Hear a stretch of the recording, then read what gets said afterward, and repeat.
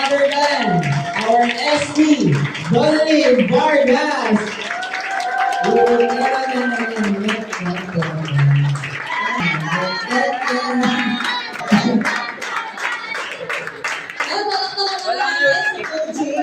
Grabe na makasabi ang tanggal. Wow, coming from you, ah. Okay. Palakpakan natin si Sherman. Okay na ba?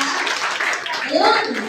Kasi, ang daming ano talaga, kasi sa pinaka-naging solution yan, ng GC na yan, mismong galing sa Naga, na ang laki ng production, yun yung ginawa namin. And as of now, yung mga downlines ko, meron ako ngayon, kaka-join lang. Tapos yung nagawa niya ng GC, magpapadala, dalawa lang pinapapili ko, director and executive. So by tomorrow, papadala, gawa lang yung GC. Yeah. And syempre, kung natutulungan natin sila, tayo din, kailangan natin tulungan sarili natin mag-directing. Agree kayo doon? Yes! At hindi mo talaga problema kung ano yung ginagawa mo. Ads, actually, hindi po yan dapat irason eh. Wala pong nakakausap, yung mga nakakausap hindi dumarating. Ang pinakalagi natin unahin, dapat magkaroon tayo ng tamang skills sa pag-handle po ng objections. Agree kayo doon? Yes! Kung agree kayo doon, selfie mo na tayo. Picture mo na tayo. Picture mo na tayo, syempre. Picture mo na. Magtatawa. Ayan, picture mo na tayo. Ayun, syempre. So, kung mayroon tayong picture. Yan. 1, 2. Diba, naisingit ko pa? Kasi, syempre, magsisimula na ako. Ayun, ako talaga, magmula po, hindi ko na alam eh, pero magmula po ng mga nakaraan, dahil po sa, alam ko talaga paano mag-handle ng objections, sobrang basic po sa akin magpa-pay-in talaga. Sobrang dali sa akin, kahit yan executive, kahit yan director, hindi na po ako tumatanggap ngayon ng consultant. Yeah. Siyempre naman, may standard na tayo. Alam niyo ba, ang una niyong i-build, ang una niyong i-master, skills. Kasi pag natutunan nyo, paano po kayo mag-handle, kahit nakapikit kayo dyan, ganun kayo ka-confident na masasagot nyo yung mga pinaglalaban nila. At pag nasagot mo yan, promise, hindi tatagal ng isang araw magpapadala yan sa inyo. Naniniwala ba kayo doon? Yes! Oo naman, isang araw makausap ko kahapon, kinabukasan nagpadala executive. Hindi sa pagmamalaga, pero as of now, nakaano na ako, nung isang araw pa lang, July 13, 14, tapos ko na po talaga 6 figures. At hindi lang po yan, syempre, hindi, sawa na ako sa 100,000. Okay, pinakamalaki yung kinita sa Ascendra, 300. Sawa na ako sa 100 kasi gusto ko talaga ma-hit this month. Lalaksan ko na yung loob ko. Gusto ko talagang ma-hit, kalahating milyon. At paano ko siya na-hit, yun po yung isi-share ko sa inyo, paano mag-handle ako ng objections. Okay? Kasi ang pag-handle ng objections, again, kung marami ang ganda ng GC na pinagawa po ni, shinare po ni Chairman, pero kung hindi mo ma-handle yung objections ng mga client mo, yung GC, sayang kasi potential po yun. Pag na-master mo to, tapos na po ang laban sa inyo. Kaya sa mga handle ko, sinasabi ko talaga, ang network marketing for me, hindi po siya talaga mahirap. Nagiging mahirap lang kasi lack po tayo ng knowledge. Hindi natin alam isasagot. And this time, ipapaalam ko na po yung aking tinitimpla-timpla lagi ng mga sagutan natin sa client. Kasi hindi pwede bago ko mag-search, hindi po pwede na client mo ang manguna. Alam mo yung client mo yung marunong pa sa'yo. Hindi pwede yan. Kahit gaano ka kagaling, lumabas na yung litid mo, kung yung client mo, sa kanya kayo uma-agree, promise, after nyo ng call, hindi yan mga close deal. So ngayon, papakita ko sa inyo, paano po kayo pwede mag-handle na kayo ang pinaka-dapat. Parang sa inyo pa lang, alam mo na lahat ng sinasabi. Kahit minsan, hindi ka sigurado. Pero yung confident, hindi pwede. Alam dapat ng client mo na alam mo. So, ganun yung magiging mangyayari sa inyo. So, ngayon, ano yung number 1? Pwede po kayo magdagdag So ito, common lang po ito sa mga na-encounter ko. Pero siguro kung wala ako dito sagot, pwede niyo po sa akin itanong yung mga madalas nyo na-encounter na objections na hindi niyo po masagot, na baka sakali marinig niyo bago sa akin or meron lang kayong konting alam mo yun, i-twitch na, ito lang pala yung sasabihin. Pwede po kayo sa akin magtanong. Okay, so number 1, ayan.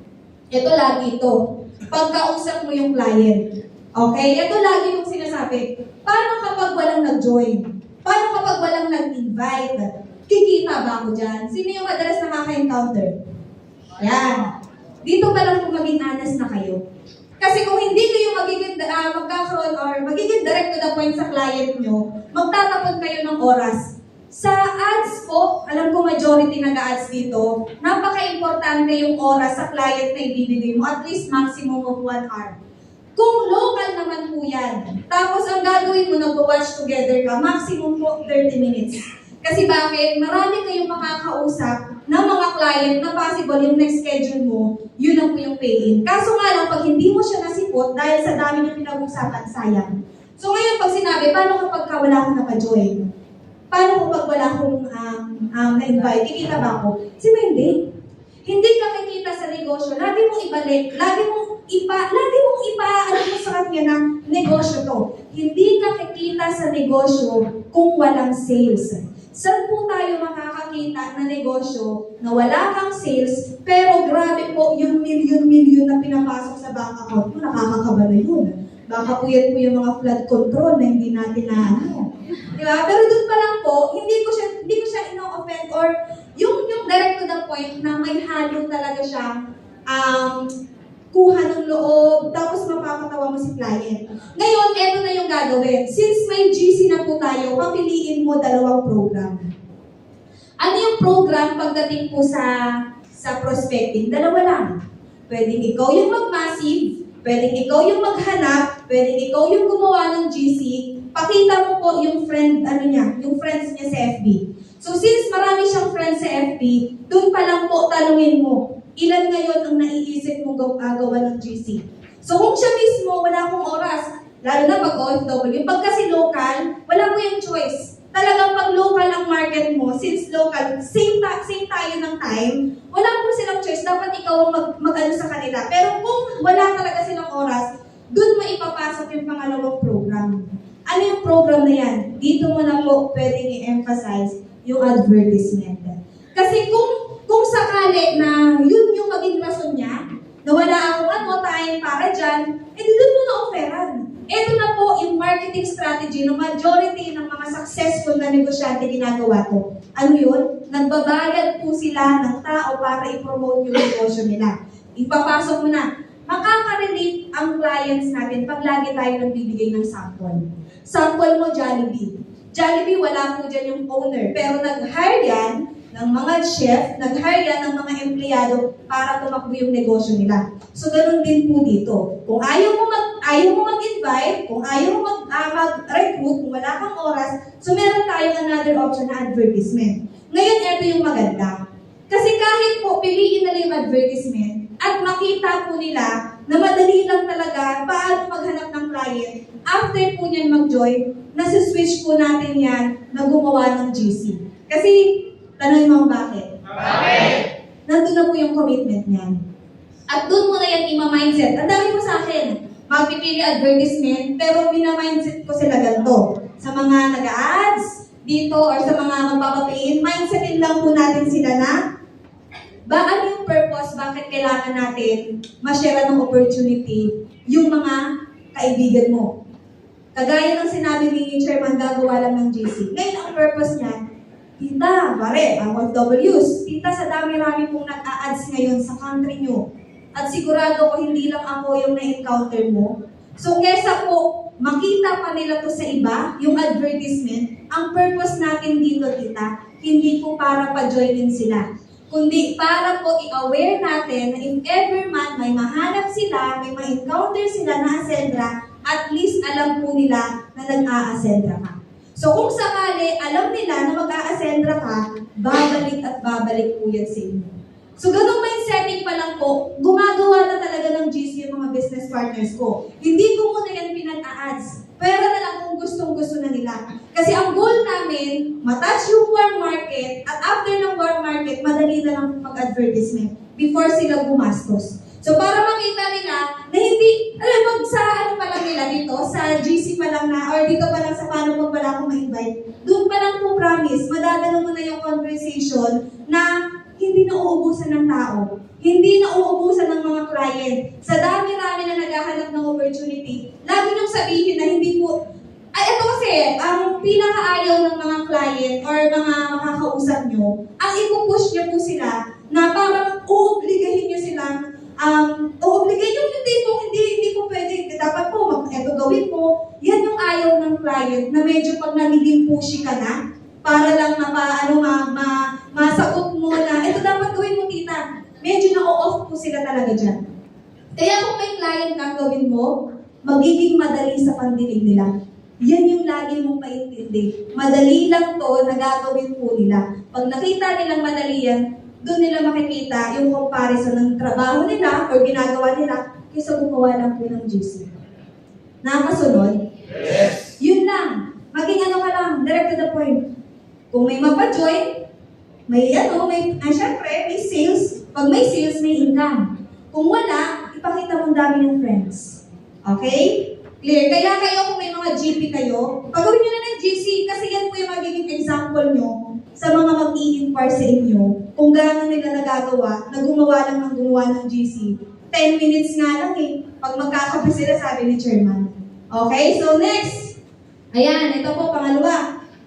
Alam ko na yan. Okay, alam ko na yan. Di ba, may makakausap kayo. Okay, alam ko na yan. Yan yung recruit. Okay, pinakausap na ako. Ano yan? Invite. Encounter? Yes. Ano sagot niyo? Yung tatawa. Wait lang. Ano sagot niyo? Yung iba nangangatalo. No? Tama ka po. Opo, ito po yun. Pag sinabi nila yan, ibalik mo yung tanong. Sabi nga, di ba? The best defense is offense. So, pag nagtanong po sa'yo, ibalik mo yung tanong. Ano po yung naalaman nyo? Kasi dun pa lang, magkakaroon ka na ng idea kung ano yung alam niya. Hindi yung pag sinabing alam ko na yan yung recruit, yan yung yung invite, pag wala kang benta, ikaw nakakatal na. Uy!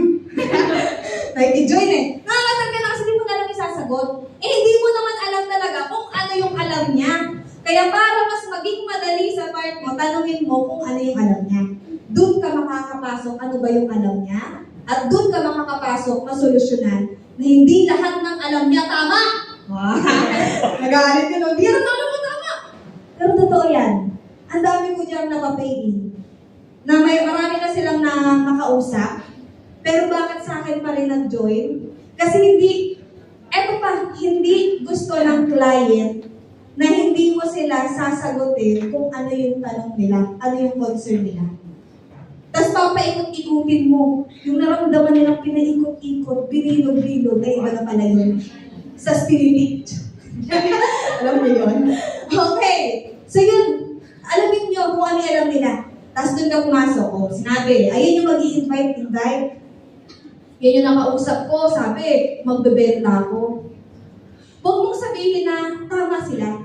Ang sabihin mo, tita, hindi naman po mandatory. Kung hindi po kayo komportable sa pagbebenta, huwag po kayong mag-alala kasi ang isa pong ituturo ko sa inyo, pwede naman po tayo mag-maximize ng social media. Kasi yan din po, tita, yung sinabi sa akin ng OF or ng partner or ng business partner ko na hindi po gusto magbenta, pero nung nag-join at na-try ko yung products, nagustuhan yung produkto.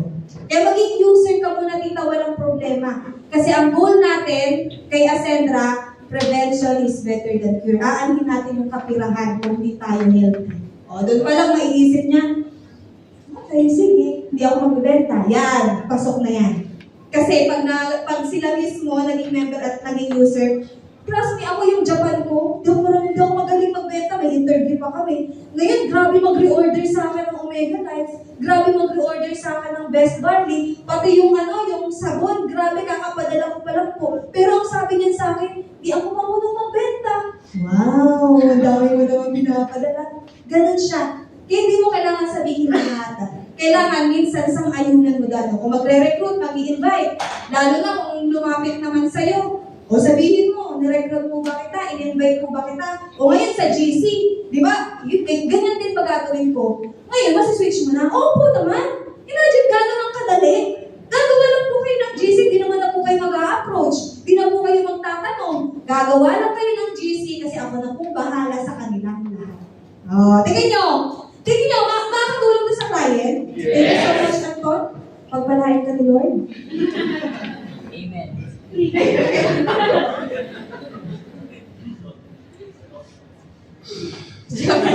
Okay, so, dito, may gusto kayong dito dagdag? Wala? Okay, fine. Okay, dito. Ha? Pag nagtanong na alam niya na lahat, tanongin mo ang alam niya. Clear? Yes. Okay, wag ka. Masungit po yung prospect, halimbawa, tinanong mo, yung alin ba yung alam mo, sasabihin niya, yan, yung inaano mo sa akin, gano'n. Eh di sagutin mo, alam po bang yan? Kasi yun halaan mong lumabas mismo sa bibig niya, yung yan na sinasabi niya. Ano po bang yan? Yung ano po ba, marami pa akong sinabi. Doon ka pero parang hindi mo alam kung naiintindihan niya, or sa dami mong sinabi, hindi mo alam kung ano doon. So siya na mismo magsasabi kung ano yung yan niya. Na-try mo na yun? Na-try mo na, hindi pa? Try mo, effective yan. Magugulat ka na lang, yan! Yan nga yung mag-invite.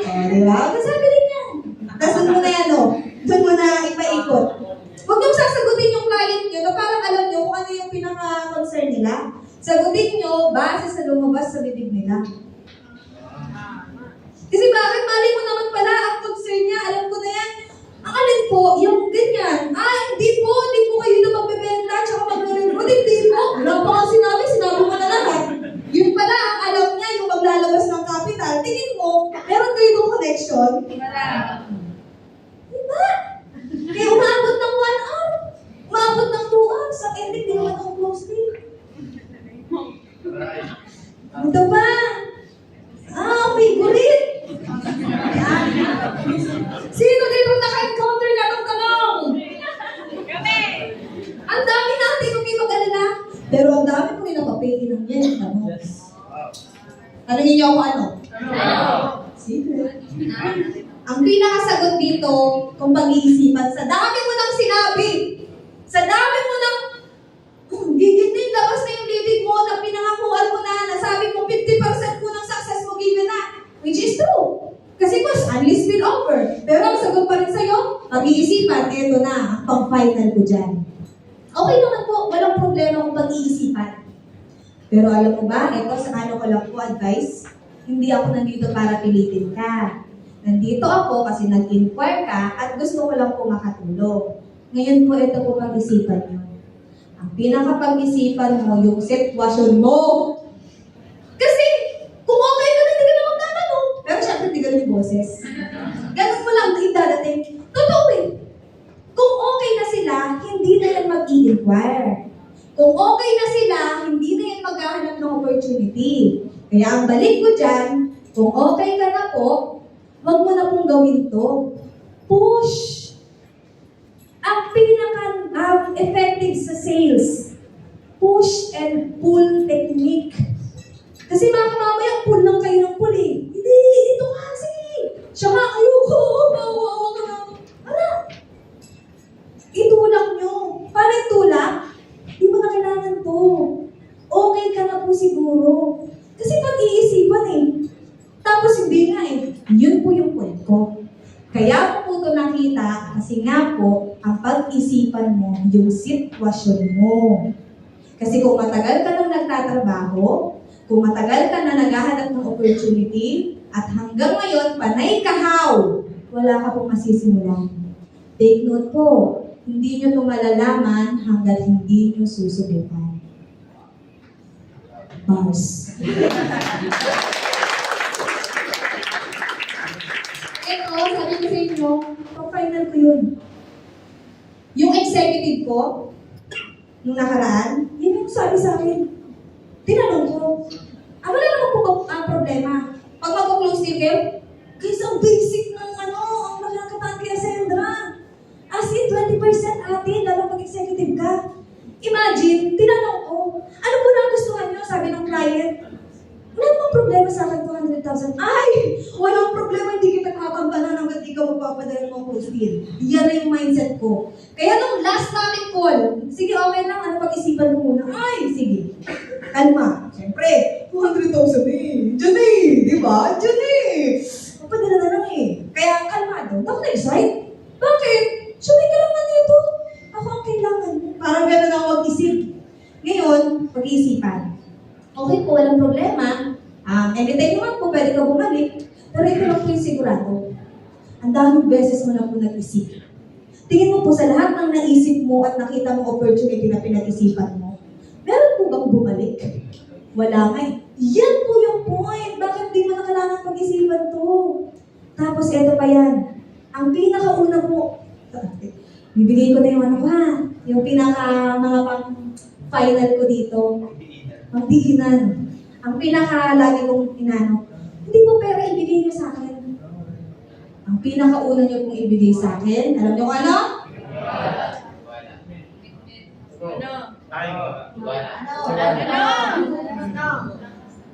Ang lakas ng loob. Bigay mo sa akin, lakas ng loob.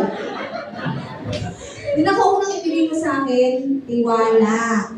Kasi po, yung tiwala nyo, sisiguraduhin kong susulitin mo po yan dahil yung perang ilalabas mo, hindi mo po yan pinulot.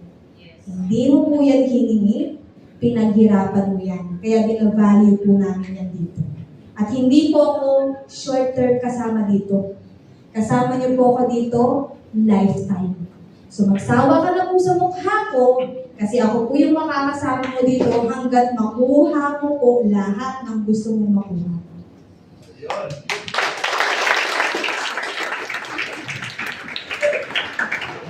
Nice. Ganyan lang. Ewan ko, pero narinig ko to kala Upwell nung nag-usap kami. Meron silang ngayon top earner, ang lakas kumita. Sanay po siya mamilit, pero nung since ang mga mga quality po talagang mga high package na kumukuha, hindi po sila talaga more on emotion.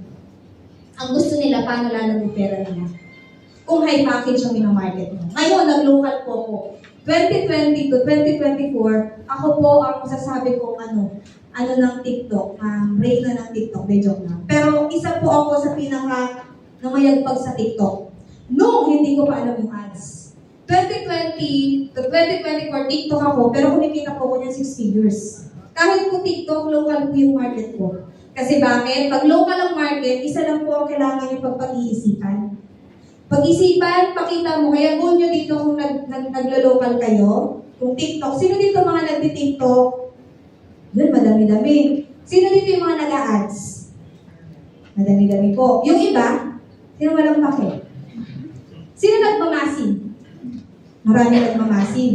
So ngayon po, ang isa sa local, sa TikTok, siguraduhin nyo po na mag-boom yung TikTok nyo. So bigyan ko kayo ng tip kahit di na ako nag-TikTok. Pinakita ko nga kanina sa handle ko, gano'n po kadami nag-inquire sa akin sa TikTok. Pero, sorry, hindi ko kayo priority. Ang dami nag-inquire. Kahit di ako nag-TikTok, kasi ito lang yung ginagawa ko na baka makatulong sa inyo. Para magpa-boom po ng TikTok, kailangan nyo po mag-follow muna sa ibang account. Kasi pag pinalo kayo, doon na po dadami engagement nyo. Tsaka yung algo, lalabas na sa FYP yung TikTok. Tapos quality. Quality lang talaga. Okay? Okay? Yes! May gusto ba po kayo dagdag dito? Wala na? So yun po, tapos na po ako. Joke lang. Galit agad eh. Manood siya eh. Ito! Sino na-encounter na neto? Marami. Anong sagot nyo? Yes! Weh! Baka pagtanong, networking ba to? Ay, hindi po. Ay, hindi mo. Grabe yun. Tapos pag nagtanong pa, networking ba yan? Natakot na. Eto ha, sa ngayon, okay? Huwag niyo pong hahayaan na hindi niyo aminin at mahiya kayong ipangalandakan ang networking. Tanungin niyo ako bakit? Mula nung in-embrace ko, kasi ako, yung hindi ko naman sinasabi direct talagang hindi. Tinatanong ko lang muna na, paligoy-ligoy. Pero mula po nung in-embrace ko, na pag tinanong networking, doon na ulit ako magtatanong. Ano yung itatanong ko? What do you mean po by network marketing? Pag sinabi yung ganyan, yes po, networking po to. Pero yung alam nyo, hindi na po yan applicable ngayon. Kasi ngayon po, ang networking, hybrid na po. Hello? Hybrid. Bakit hybrid? Hi! Tawag ba to? Or text? Baka sa akin pala to, no? Ay, hindi. Yun pala. Yun. Ngayon, ito ang mga terminology. Oo, napakaganda ng networking, pero lagyan nyo ngayon nung bagong pandinig sa kanila. Pag sinabi mo kasi hybrid na po yung networking ngayon po kasi hindi na po mandatory kung magbebenta kayo. Again, it's up to you. But I do suggest gamitin mo yung produkto. Ngayon po, networking ba yan? Yes po, network marketing hybrid. Kasi meron na kaming sistema na tao na po lumalapit sa amin. Tao na po nag-i-inquire sa amin. Tao na po na curious paano po namin ito ginagawa. At yung networking na alam mo, marami po kayong hindi nalalaman. Bakit po ganun kaganda ang networking? Bigyan mo ng konting background. Kasi huwag kayo matakot, networking. Bigyan nyo konting background. Pag sinabi yung networking, ano yan, ganun yan, scam yan. Di ba? May na-encounter kayo. Ngayon bigyan nyo, kung scam po ang network marketing, bakit hanggang ngayon po nanganganak ang daming networking sa panahon yun? Tapos tanungin mo yung mga na-inquire nila. Maka-encounter ka, mga dropshipping, yan. Alam niyo po, networking din yan. Doon mo na sa kanya, doon mo na ibigay sa kanya yung idea na yung networking, dinodominate na po niya ngayon yung social media. Kaya doon pa lang po, ang thinking na nila sa network marketing, hindi na base sa pagkakaalam nila.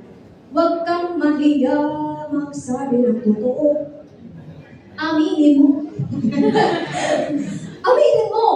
Ito naman sa ads. Dito ako masarap. Ito yung masarap ng mga tanungan sa akin sa ads. Sino ba dito hindi pa naka-experience mag-ads? Madami na. Ay, may konti-konti na lang. Ito, ang ads, pag tumakbo kayo, tumawid kayo sa ads.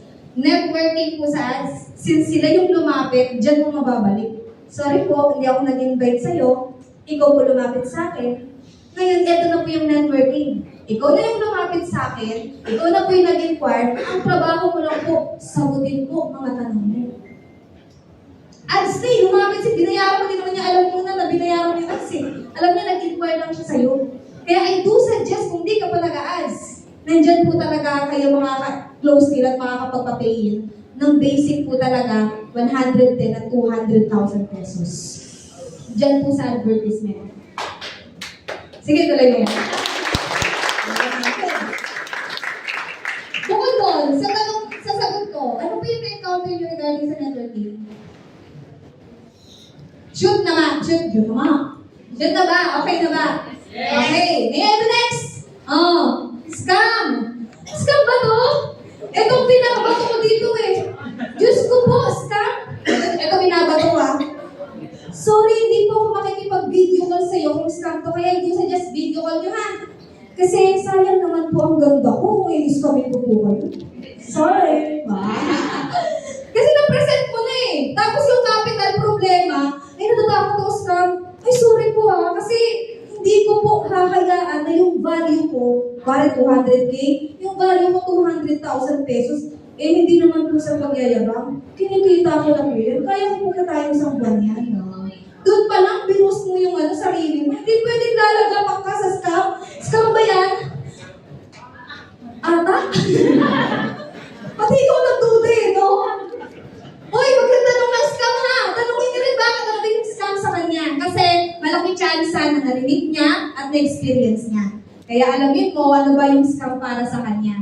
At doon mo ipagtanggol yung sarili mo na hindi ka makikapag-video call kung scam to. And kung tingin mo naman, ganun ka ka-confident na alam mong maganda ka, alam mong gwapo ka, sabihin mo na, hindi ko po sasayangan yung ganda ko para lang pulukuhin kayo.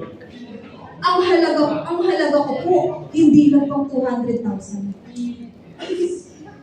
Nagkasama ko sa client, no? Pero totoo to. Huwag kayong matakot kung tatanungin kayo ng scam. Matakot kayo kung scammer talaga kayo. Tama. Tama. Tama? Yes. Hindi ko na siguro okay na to. Yes. Dami na nakangiti. Yan lang. Okay, huwag nyo masyadong bigyan ng Kasi bakit pag tinanong yung clients, ka pa yan, ay, hindi pa, ito nga po yung legalities namin, registered po kami sa second, ito po yung namin. Ang dami na sinabi, tanggap ka na. Guilty, Lord. Natanong ka lang. Yung mo? Hindi po. Nagduda ka. Hindi po. Hindi talaga. Siyempre. Okay? So, gamitan nyo lagi ng smile. Gamitan mo lagi ng huwag kayong papasindak sa kanila. Kasi pag nasindak kayo, nakita nila, tatawanan ka niyan. Marami po kayong mai-encounter na client na pagtitripan kayo. Kahit ako, kaya ko nang yung objection, may mga client na ako mismo ang nagkakat. Hindi ako para maghabol sa'yo. Nananaka. Bakit? Pag alam mong pinagtitripan ka, nasagot na, tapos paulit-ulit, ang pinaka-ano ko niyan, mararamdaman niyo pag pinagtitripan kayo, sabihin niyo, okay po, ikat na lang po natin to.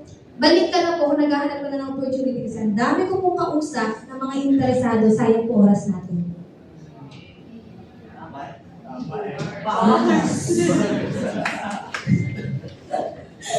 Yes. Diyan mo na malalaman kung interesado talaga yan pagka nakinig. Ito na.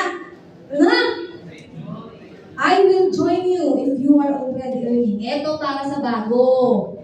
Ayan. Sino bago dito? Yung mga hindi pa. Ayan, madami-dami. Mag-join lang ako sa'yo kapag kumita ka na. Ayan. Ikaw naman. Paano ito? Kumita na ba ako? Hilig ka na, nangatal ka na. Ang pinaka-best po na sasagot nyo dito, bakit mo pa ako aantayin na kumita? Kakasimula ko pa lang. Eh kung ikaw mismo, sumabay ka sa akin kasi pag kumita ako, siguradong kikita ka din. Pangalawa, sasabi ako pag mag-join ka, hindi mo kailangan ibigay sa sarili mo ah. Alam mo kung sino gusto, alam mo kung sino ibida mo, lalo pag bago ka? O sino ibida mo? SP mo. SP, baka naman, bakante ka. Nanginginig na ako dito, di pa lang isasagot kung kumita na daw ako. Baka naman kasi, bago ka pa lang, ang sagutan mo, kumita ka na, opo, kumita na nga po 1 milyon eh. Hoy, may gumagawa niyan. Yari na dati. Ay, wow! Wag. Kaya po tayo nababansagan na nagsinisira natin yung industry dahil hindi tayo nagpapakatotoo.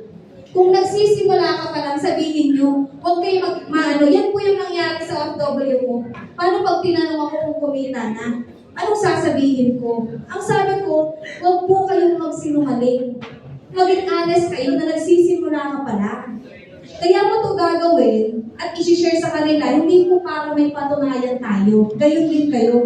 Hindi para may mapatunayan kayo kasi kung ang goal nyo, mapasali yan, kakabahan ka talaga. Pero kung ang goal mo, mag-share lang ng opportunity, hindi mo kailangan kabahan pag ganyan yung tanungan. Kung hindi mo na kayang sagutin at financial, pasa mo na sa SP mo. Pero bago mo ipasa yung SP mo, ito tip ko sa mga bago, mag-save na po kayo ng mga may resulta sa Ascendra.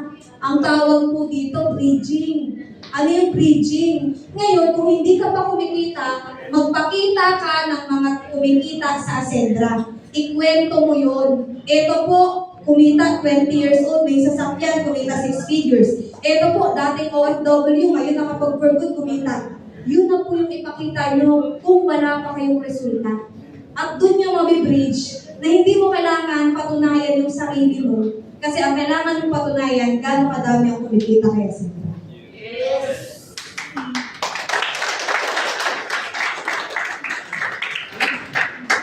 Next. Ayan na. Na-encounter niyo to? Yes. Sabi ng kapatid ko, hindi daw yung totoo. Scam daw yun, scam. Yung na-close din mo na, tapos mag-chat sa'yo na ito. Sino naka-encounter? Ito number 1. Tanungin mo anong alam ng ano niya. Huwag nga awayin. Utang na loob naman ha. Baka mamaya sabi ng kapatid ko, hindi yung totoo. Ay, mali po yung kapatid mo. Bakit na po nasabi hindi totoo? Bakit? Pinapatunayan ako siya. Inaway mo no? Hindi ha. Wag. Ikalma mo yan. Pag sinabi niya ito, ang sinabi niya na nakausap ko yung kapatid ko, tapos yung kapatid ko, hindi ayun, sabi, huwag ko na daw gawin. Ito, ang dami ko nakakonvert dahil nakausap na ng kapatid at nagpapadala pa din. Lagi mong sabihin na huwag po kayo mag-alala na normal po yan. Kasi, concern lang po yung kapatid mo sa'yo, concern lang po yung mama mo sa'yo or anak mo sa'yo. Yun yung sabihin mo, concern lang po yan sa'yo dahil hindi sila yung nakakita nito, ikaw po ang nakakita nito. Ngayon, para makampante po sila, pwede po silang kausapin. Pero bottom point po, kung ikaw mismo, nakita mo to para sa'yo, ikaw mismo po mag-decide para sa sarili mo.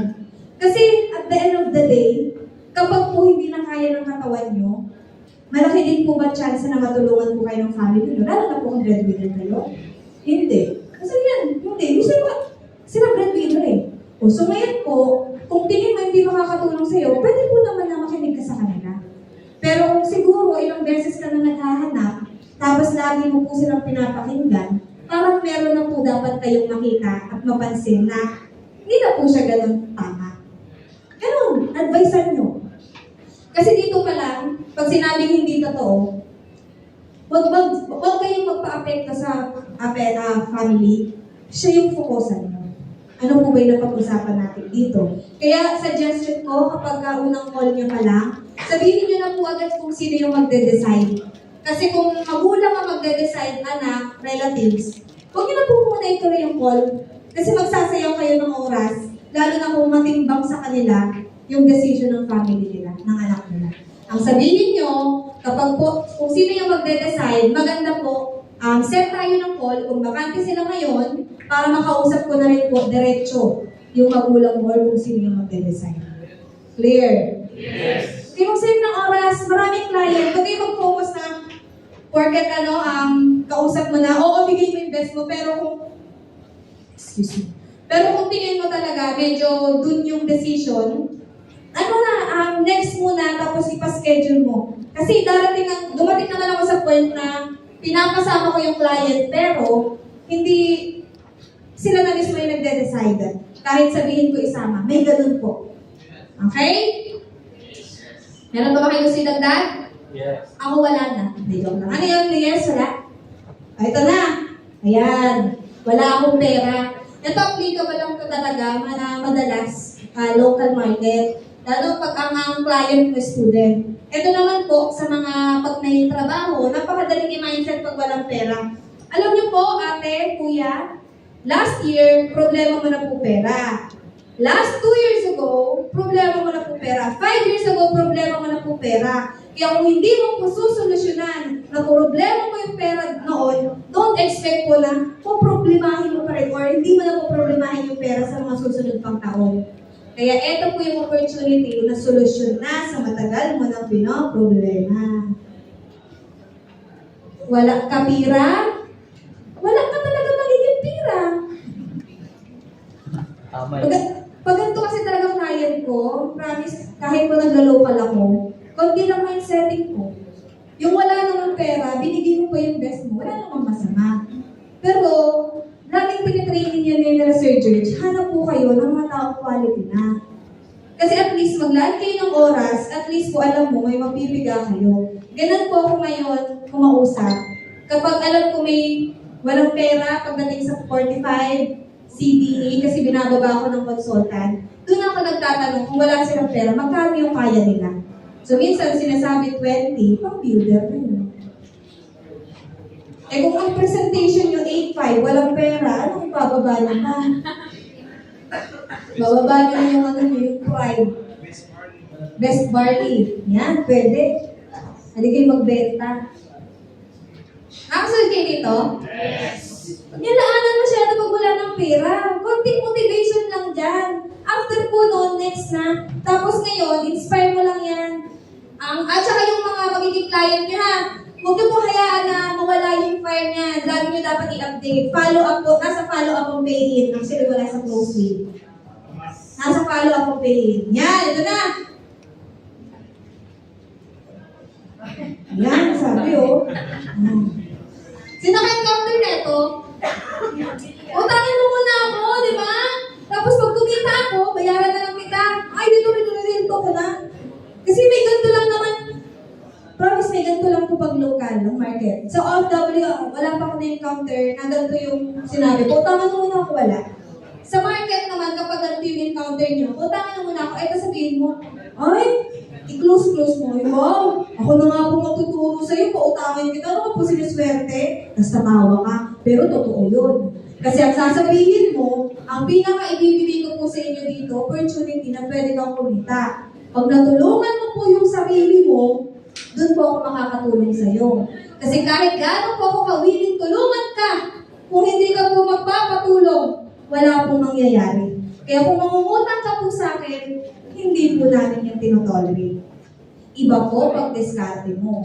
Kasi yung diskarte mo, nakadepende yan kung paano mo ginawa ng paraan yung pera nilabas mo dito. Tama? Yes. Pag pangutang mo, inutangan ka, binigyan mo din, para may direct ka, trust me, 100% po. May gumawa naman nun. May gumawa na nun, kilala ko. After po a month, hindi niya pera yun.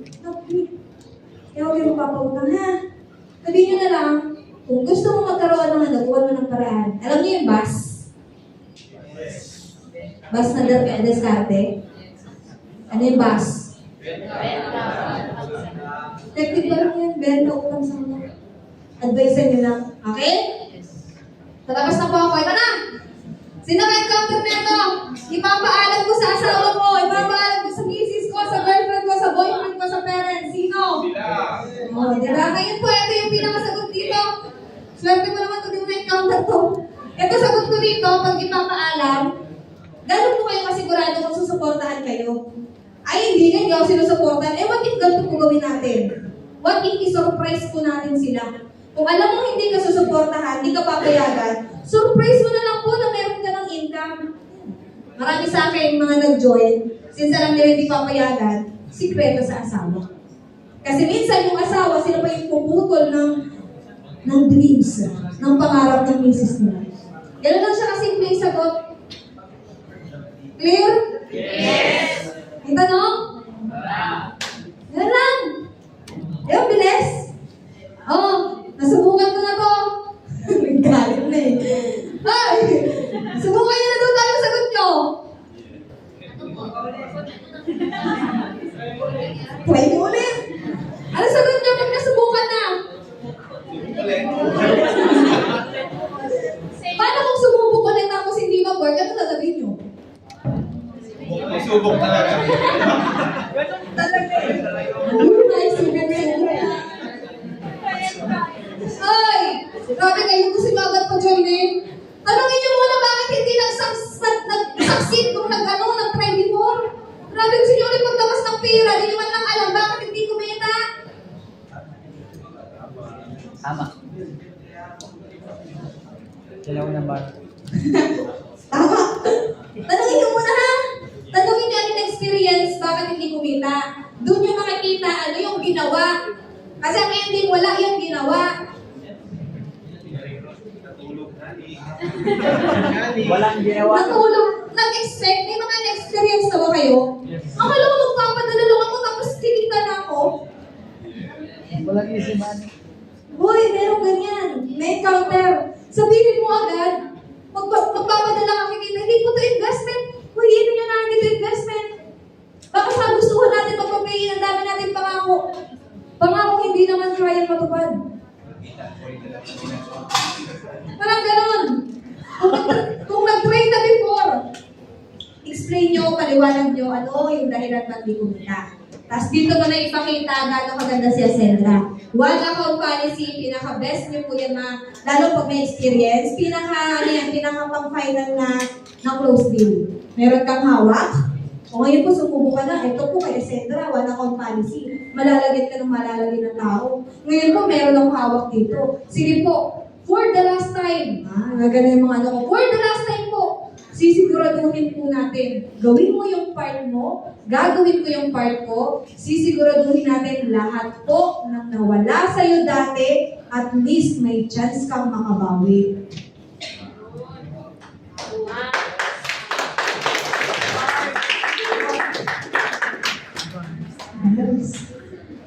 Diyan mo close na yung client nyo. Kasi, pipitik na yan sa utak nila, magkano compute, nawala sa akin 200,000, nawala sa akin 500, may chance mabawi. Sige, subok ako last try. Doon mo na ipapasok kasi ako po ngayon, yung mga off-double partners ko, since po talaga sila ngayon, may GC na kaming ginagawa, mababalikan ko sila kung ginagawa na yung part nila. Assignment nyo po dapat yung GC. Kahit nag-advertise yan, kailangan mapagawa mo sila ng GC. Kasi 10 minutes lang sabihin nyo ako po, narinig ko kay chairman nung nagpain ako sa kanya, na kung hindi kaya yung 10, at least po everyday makagawa ng GC ng 5. Kung hindi kaya ng 5, 3. At least kung hindi mo nagawa within that day yung GC na yun, gagawa lang ng GC, kung 2 minutes makakagawa ka na ng GC, at least may chance or meron ka na kung maibabalik sa kanya kung ginawa niya yung part niya. Hindi po kayo makukwestiyon, promise. Kung ginawa niya yung part niya, at least alam mo magkakaroon ng resulta. So kung na-try na before, sabihin mo, ibahin mo po ako ngayon. Kung sila sinaktan ka, ako po. Ibigain ka. Ano? Ibigain kita para mag-join ka. Grabe naman yun, no? Gets to? Yes! May tanong? Dami ko makakala dito eh. Ano yun? Kadalasan nag-pay for sa ads, ano pa rin yan, global pa rin yan. Uy, wala natin sa global, sabihin mo! Pinalitan lang ng pangalan. Yun yung na-encounter mo, I'm global. O, di ba? Sino dito mga galing sa previous company? Siyempre, nanggaling din ako doon. Pag sinabing AIM Global, hindi po, ibang-iba po to sa AIM Global. Kasi po yung mga founders po, yes, galing po sa AIM Global. Dekada lang po. Ngayon po, yung mga founders natin, naging solution po na magtayo ng company dahil sa mga na-experience nyo dati. Kaya po si Ascendra, solutions company po siya na yung na-experience ko before, hindi nyo na po ma-experience ngayon. Kasi baka mamaya, skills po ang pag-create ng mga sasabihin mo sa client. Kasi baka mamaya, AIM Global yan. Ano, dati ka na, AIM Global. Opo, AIM Global nga kami dati.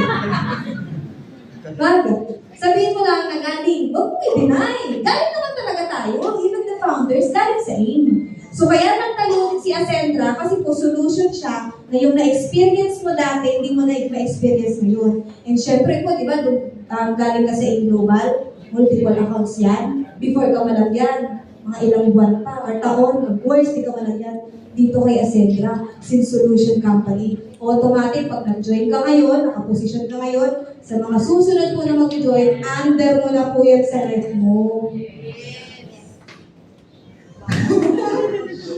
Yun lang. Try mo yun. Dali lang yan. Promise, ang dali po pag may objection si client kasi yan yung malaki po na chance ang mag-pay-in. Sagutin nyo lang ng tama. Okay, ito po. Busy ako. Ito na last ko. Last ko na ito eh. Ayan, tapos na ako dito. Tapos na po ako. Eto na yung busy. Wala akong time gawin to. Ang pinakasagot nyo lang po dyan. Noong nakaraang taon, busy na po kayo. Noong isang taon, busy na kayo. Last month, busy kayo. Kaya po ito pinakita sa inyo kasi eto na yung solusyon. Kung busy man po kayo, may program kami para sa inyo. At ano yung program? Kasi may encounter may chat pa lang ito eh. Ano yung program? Ano yung program na tinuro ko? Ads at GC.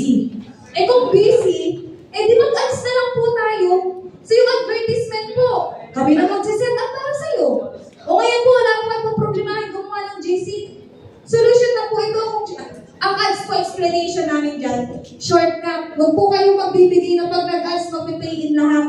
Ang advertisement example po, shortcut lang po natin yan para magkaroon tayo ng client. Pero, hindi po garantisado na lahat po magjo-join dyan. Kagaya sa mall, hindi po lahat na pumapasok sa mall, bumibili. So, dun pa lang alam niya, na at least, pag nag-advertise, part siya ng operational expense. Kaya dun mo masuswitch na mag-GC kasi walang bayad doon. Kaya kung wala po siyang time gawin to, emphasize mo, kailan ka po magkaka-oras? Kung kailan po 50 years old ka na, uugod-ugod ka na, hindi na kaya ng katawan mo. Tapos dun kayo, pang-close nila dito. Proven and effective system. Bigyan ko na kayo ng pinaka-last na sinasagot ko sa lahat. Lalo pag OFW partners. Kuha po kayo ng mga check-in ng mga OFWs. Ito yung tip ko na pwedeng i-apply ha. Gumagawa na lang po talaga ako ng kwento sa objections nila. Kunwari, may papakita ko check-in OFW. So kung ano yung pinaka-concern nila, dun ko nare-relate. Sample, busy. Ito po, nakita nyo, nag-check-in ng ganitong amount. Actually, busy rin po yan kagaya mo. But since nakita yung program, sinubukan, at kailan pa nga naman hindi magiging busy kung hindi na kaya, so ginawa niya po. Ngayon, imagine, busy siya kagaya mo, pero nakapag-for good na. May check-in. Yan ang pinaka-effective po na bridging kapag may kwento. Pag kasi nag-bridge po kayo ng resulta at wala pong kwento, wag din kwenta yan. Kaya kung mag-bridge kayo, nandiyan na rin naman kayo, ibigay nyo ng best mo. Lahat ng objections sa may mga resulta, uy, tip ko to, promise, proven and effective to.